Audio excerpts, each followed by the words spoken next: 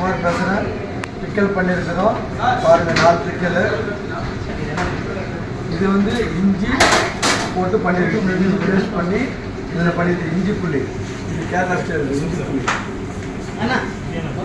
இது வந்துட்டு பச்சை மிளகா போட்டு மஸ்டர்ட் சாஸ் வரும், அது போட்டு இது பண்ணியிருக்கிறோம் பிக்கல். இது வந்து பீட்ரூட் வந்துட்டு கட் பண்ணிட்டு காய் பண்ணி இதில் பண்ணியிருக்கிறோம். பூண்டெல்லாம் போட்டு இது பண்ணிக்கிறோம். பீட்ரூட்டு போடுறோம்.